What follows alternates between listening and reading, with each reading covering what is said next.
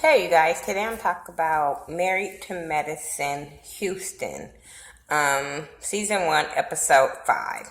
It was a good episode because it gave me something to talk about, so if it gave me something to talk about, I consider it a good episode. They always starts off with a lot of what the women are doing or whatever before they really get into the storyline. What I remember is Dr. Sean at the wellness center. She had brought in a guy to talk to the guy that had came with her last time. When he was telling her about the equipment that they couldn't get the wellness center and all that. So she brought in a guy to let him know about the equipment and what they can offer and what they can give, but it's going to cost them $500,000. I said, oh, how y'all going to get that for a place that caters to people that don't have no money? So we're going to see how this works out. Rachel and her husband, Dr. James, is at home. They tickle me. Dr. James tickled me so much. Like, I'm always laughing when he's on the screen. But she's telling him about the box that Cindy gave her, the apology box, and what happened, and how, what Cindy said about her or whatever. And the way he reacted was the way I was looking last week at her, like, are you kidding me? Like, are you serious? So after she tells him the bad news, then she's going to say, well, she invited us to Passover. And I'm sitting there like, so you're going to tell him all this and then going to say, oh, by the way, she wants us to come over to her house? That wasn't going to go well. But it was so funny to see them trying to play and make up excuses of why they wasn't going to go. Because Rachel was like, I'm going to say I got cramps. I'm like, just say you're not going. Just be like, girl, I ain't feeling you. I ain't coming. It ain't even no need. But anyway, Dr. Erica goes to the doctor to check her body because, she's trying to see what's her next steps as far as freezing the embryo for her and Dr. Derek. So when she went to talk to the doctor, he did an ultrasound and stuff like that. And so he came back and told her that she has some cysts on both of her ovaries. Her uterus was fine, but something was on her ovaries, and one was more concerning than the other. And then it was some other follicles or something. I ain't no doctor, I don't know. But it was some other things that was concerning, that the numbers wasn't where he wanted it to be and stuff like that. So that kind of took a blow to her because, like I told y'all last week, when it comes to Dr. Dr. Erica to me is an overachiever. She has to be perfect. She plans her life for it to be perfect. And I think that being on this show and stuff like that is all falling apart in front of her eyes and on camera. So she's not really knowing how to take it. But when she calls her husband, Dr. Derek, he has all this faith that everything is going to work out fine. Everything is the way it's in God's plans. Because y'all know he's one of them Christian guys. So he really is about his faith. And she is about, I need to see it. She's the type of person, I ain't got time to be waiting on it. I need to see it. It needs to happen the way I want it to happen. So I kind of understand her. Dr. Monica is with her parents. And I don't know if her parents just didn't know how to react in front of the cameras and didn't know what to say in front of the cameras. But, her parents is, what the traditional Indian family is whereas they, cater to the kids, make sure the kids are fed and, still treat them like little bitty kids. But her father was telling her about, being part of humanity, she needs to really deal with that and be about that. And whatever. When he was telling her to call Oprah and them, I'm like, she got that much pull? She got Oprah number?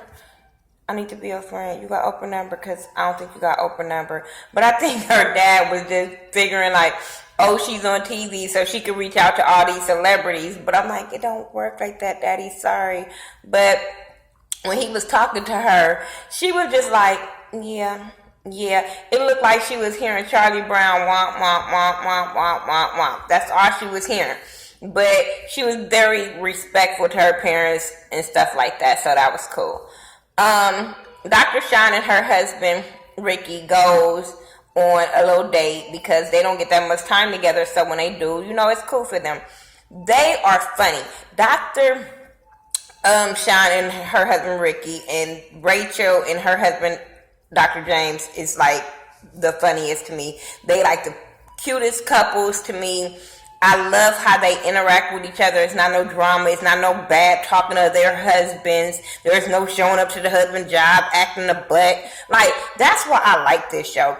It's all of the people that's married, it don't seem like they have this bad relationship with their husbands and stuff like that. At least that's what we not see. So, it don't seem like they gonna be divorced next season. I'm just saying. So, but I liked how they, interacted with each other when he was, fake pulling out her chair. And, when they gave her, one of the, waitress came up and gave her some flowers or whatever. And, it was from him, so I thought that was cute. And she was like, "You still ain't getting no babies." He like, So apparently they had said that they were going to have more kids, but she ain't ready to have no more kids right now. But then they start talking about how she wants to find funding for the wellness center. And he's looking at her like, "You have so much going on. How are you going to balance all of this stuff? You always taking on more and more stuff that is taken away from your family." And I understand where he's coming from. And I hope she don't do that. You know what I'm saying? But I think she can do it. I really think that, and he said that he loved that about her. But I really think that she can do it. I just hope that it doesn't cause no problems in their relationship, because they just seem like a really, really cool couple. Rachel, mama, want to date again. She wants to date again. She want to get her groove back, and I'm all here for it. I think me, Dr. James, and Rachel is all here for it. They might be here for a different reason, because they want her to get out the house so they can have some more long time. But I just feel like she is so fun. Why be by herself? Like, why just be the third wheel all the time? Give her a man. Give her a storyline.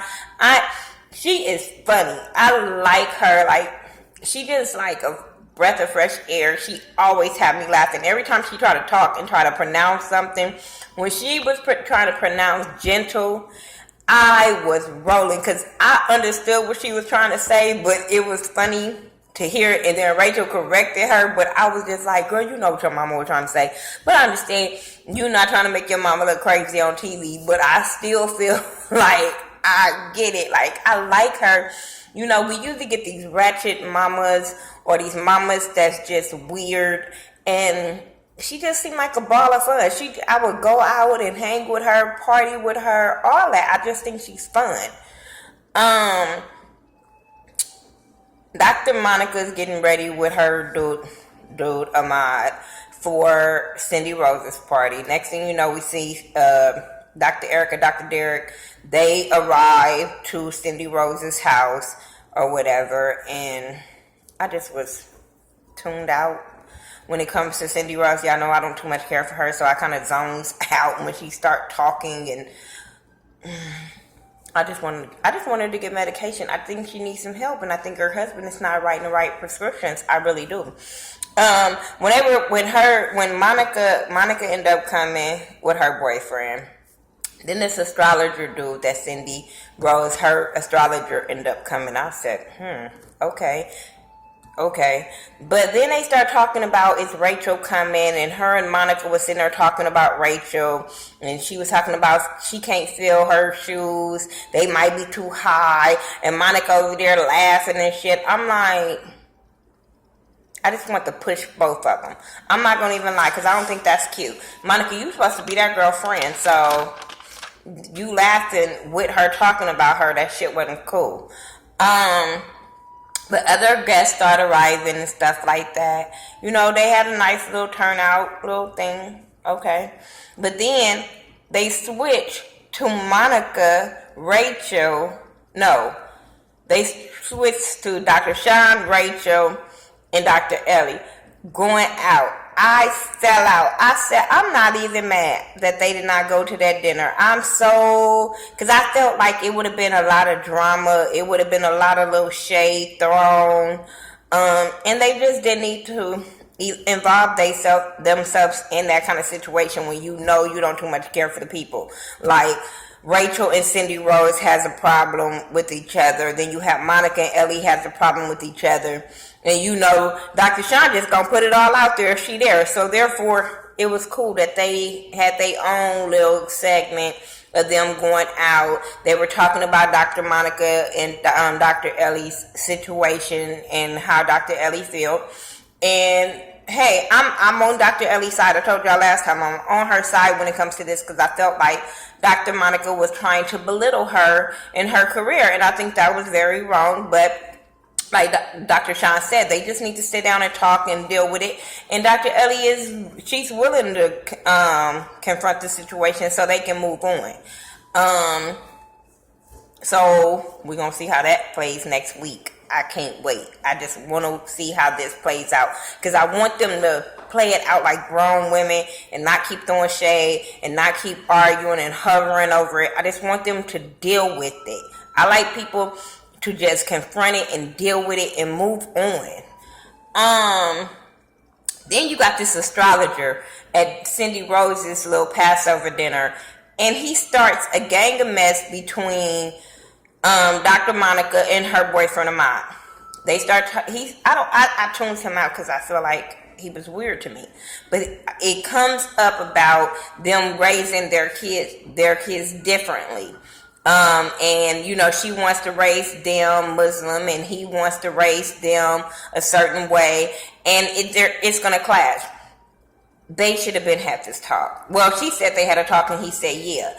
But now I felt like everybody at that table, every couple at that table was like, this is not the time or the place. And he just didn't get it. He just so outspoken that he just don't get it. And I felt like he was very insensitive to her.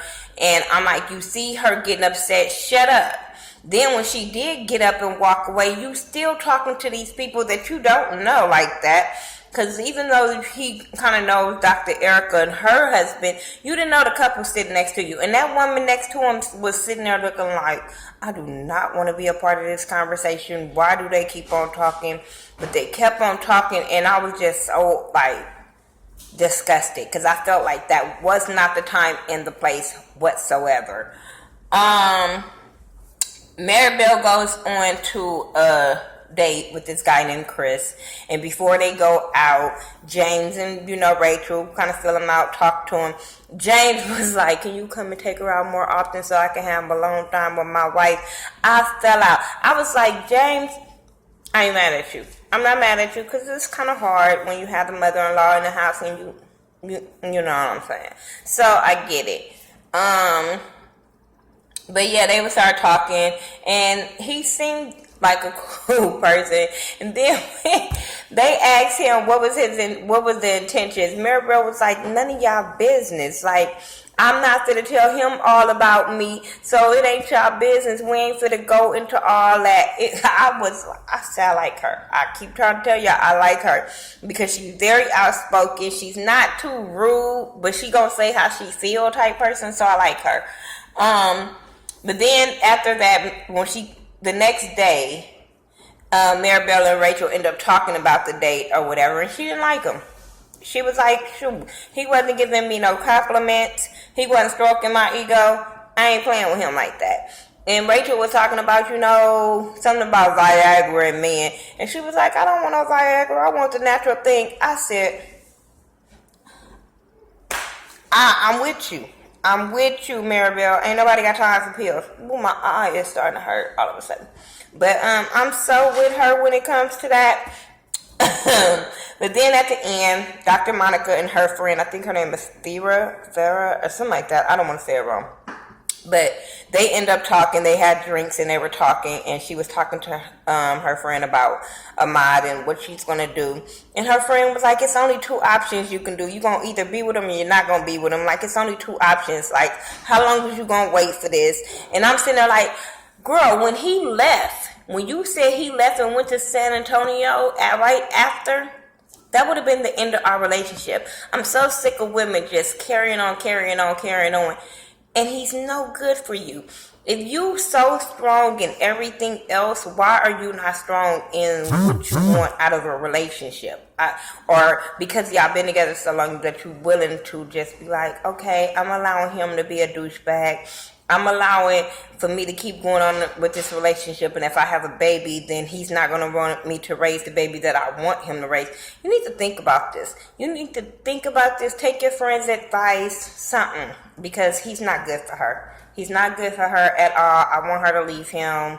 I want her to find somebody that's really suitable for her, because I don't know if he's doing it for the cameras or what. But if he is doing it for the cameras, that's more of a reason to leave him. Sorry. Just saying.